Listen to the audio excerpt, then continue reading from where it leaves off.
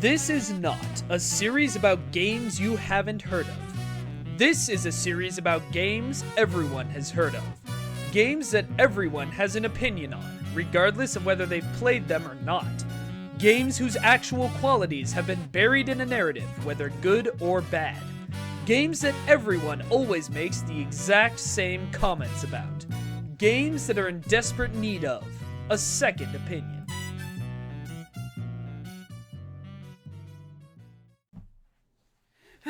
Close the blinds. Gotta close the blinds. Okay, good. Blinds are closed. Nobody can see me. Hi, everybody. Normally, this is where I'd introduce myself as Dr. Coleman, with a PhD and throwing it at him, not me. But this week, I've got to be careful about using my real name. You see, this week, I'm going to be giving a second opinion to Super Smash Bros. Brawl. And not only am I going to be daring to say it's a good game, I'm going to be daring to say that it's the best Smash Bros. Game, even better than Melee. And the last time a games critic dared to offer that opinion, he got swarmed with so much online hate you would have thought he was a female Ghostbuster. That was Destructoid's Jonathan Holmes, someone I have a lot of respect for. And people were so angry that he called Melee players impatient control freaks that they kind of exactly proved his point. So let's try not to have the same thing happen here, yeah? Also, I won't be able to use any actual footage from either Brawl or Melee this week because they're both Nintendo games, and Nintendo is notorious for copyright claiming any video that uses even a little bit of footage of their games. So instead, we're going to be using footage of the classic Icelandic TV series Lazy Town, because here at Hey Poor Player, we are number one. Sometimes you have to speak up, even if no one wants to hear it.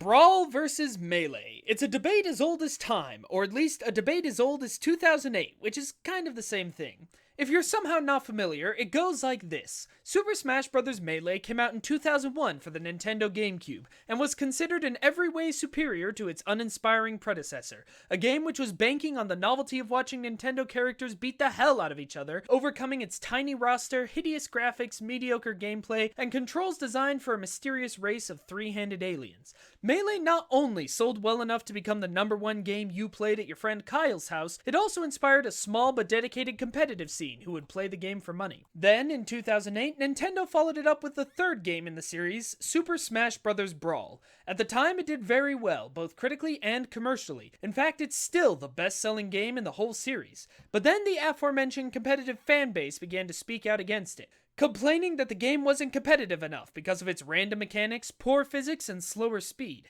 8 years later, and Brawl is mostly seen by the hardcore Smash Bros. Fanbase as a complete failure, while the mainstream media and casual gaming community have mostly written it off as a flawed effort surpassed in every way by its sequel, Super Smash Bros. For the Nintendo 3DS and Wii U. Jesus, what a name. It's almost as bad as calling a console entirely different from the 3DS, the new 3DS. Oh wait, they did that!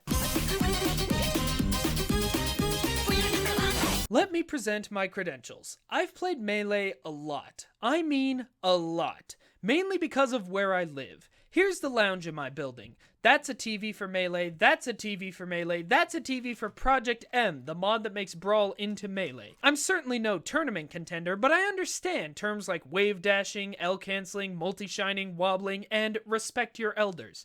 No one could accuse me of not knowing the game, even though I'm sure a whole bunch of you already have. But at the same time, I don't find Melee all that fun. I only play it because friends want to. And as much as I enjoy Super Smash Bros. For the Smash 4, if I had my druthers, I'd still be playing Brawl every time. Because Brawl is the only good Smash game. It comes back to something we've talked about before on the show. Most people think that a game can only be good or bad. If you enjoy it, it's good, and if you don't, it's bad. But proper criticism takes a more nuanced approach. First, what was this game intended to be? Was it something that was made for me or not? And secondly, did the developer succeed or fail at what they intended to make? And Smash Bros. Was never intended to be a competitive game, as the series creator Masahiro Sakurai has said many times, usually to much mocking from Melee players. But Think about it. Other than the fact that it's the only game that lets Mario, Pac-Man, and Mega Man team up to beat the sin out of Sonic, what is it that makes the series so good? Even hardcore fans will mostly say the same thing. It's easy to pick up and play. The games have an incredible amount of depth that can be explored, but unlike other fighting games, which require you to learn complicated series of combos to do anything cool, in Smash Bros. Anyone can pick up a controller, wiggle the C-stick, and perform the most powerful move in the game. Does that sound like a particularly competitive game design? Not really. You know what it does sound like? A party game. Think back. How did you first get into Smash? Chances are you played with friends. I know that's how I got in, and like I said, that's still the only reason I really play. Melee got big because it became a dorm room staple. Everything about the game, from its colorful graphics to its simple controls to the fact that you can play a game quickly, lose, shrug, and hop right back into another game with minimal load times, is designed for sitting on a couch with your friends and playing a couple quick rounds. And keeping in mind that that's the point of Smash Bros., no game in the series did it better than Brawl. There's a lot of reasons for this. First, the game had the largest and most diverse roster of any Smash game. Okay, sure, technically Smash 4 finally has more characters now, but that's only if you're willing to buy all the DLC. You don't get points for forcing me to pay extra for the amount of content the game should have had at launch. Besides which, Smash 4 is full of characters who are basically the same as existing characters, like Dark Pit, or Marth, Buff Marth, Girl Marth, Magic Marth, Fire Marth, and Dragon Marth. And even the characters who did manage to make it to Smash 4, rest in peace, Ice Climber, Snake, and Viable DDD, have had a lot of their personality scrubbed away. You could see this most notably in the final Smashes. While once you'd have things like Chef Kirby or DDD's Big K Dance, now they're almost all variations on either Ike's or Samus's final Smashes. They're the most balanced, sure, the most useful, but they're also not as much fun, and that's what should really matter in a party game for children.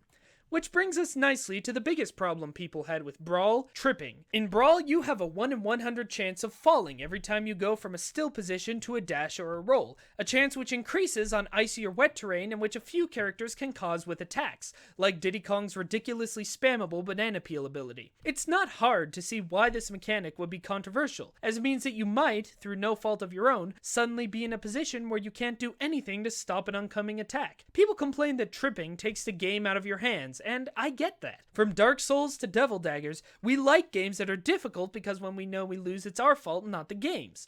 But Smash Bros. Isn't supposed to be like that. It's not supposed to be difficult. It's supposed to be fun. A stress relief party game you play with your friends. Brawl is that. Melee isn't.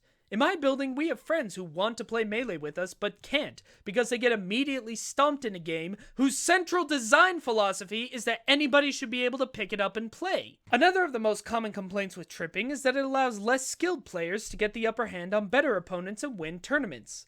But that's a good thing. The pool of Melee gods, the people who are considered the best players in the world, has been stagnant for a while now, and watching them play professionally just isn't fun. It's watching the same 3 characters on the same 6 stages do the exact same thing over and over again, unless you're watching Westballs. I prefer games that have an element of randomness to them because that's how life is. Imagine if this same obsession with balance existed outside of esports. If, say, baseball players were equally annoyed by the idea that a traditionally unskilled player could overcome their more skilled rivals, we wouldn't have gotten the hypest, most exciting baseball game of our lifetime when the Cubs won the World Series this month. That game was full of bizarre and exciting turns of events, which is what made it fun to play and fun to watch. Meanwhile, the ideal in esports, be it Melee, Dota, or StarCraft 2, seems to be 2 people doing the exact same meta until one wins by doing it slightly faster. And you know what else isn't competitive? Super Smash Bros. Melee isn't competitive. Competitive games don't have ridiculously unbalanced character rosters, where only about 5 will ever actually do well in tournaments, and one is objectively far superior to all the others. Competitive games don't have straight-up unfinished characters, or mechanics that come from exploiting the broken physics engine. Competitive games don't have Pokefloats. As much as the hardcore Smash community likes to deny it, it's time for you to face the truth, nerds. When you play Melee at a competitive level, you are not playing the game the way it's meant to be played. And that's fine, because it's video games. As long as you're having fun and not, like, eating the disc, there's no wrong way to play a video game. But Melee fans made up their own rules for the game, and then complained that the sequel wasn't a sequel to their made-up rule set, but instead a sequel to the actual game. And you don't like Melee because it's the most competitively balanced, because that would be Smash 4. You know, the game that had actual balance patches and has more than one top-tier character. You like Melee because it's what you grew up with. It's what you learned to master, despite all its many flaws. It's what you played with your friends. And then, after developing an attachment to it, you attacked every other Smash game for not being exactly like it. You like Melee for the same reason people say Second Stage Turbine Blade is the best Coheed and Cambria album. It's what you liked when you were in college, and you remember college as being the best days of your life, even though your roommate always smelled like cup noodle and the Afterman has a far superior track list. Friends, we're talking about video games for children. Please don't send me hate over video games for children. Now, I know this video probably didn't change anyone's minds. Maybe you still like Melee the best, and that's fine. I'm not saying that you can't like Melee. I'm not saying that you can't play Melee. Heck, as soon as I'm done recording this, I'm probably gonna go and play some Melee myself. But that doesn't mean that people who like Brawl, who like Smash 4, or heck, even like the original, better than Melee, it doesn't mean that their opinions are any less valid than yours. Some of us like playing full item free-for-alls on WarioWare Incorporated, and that doesn't mean that we're bad at the game. It just means that we're playing a different game than you are.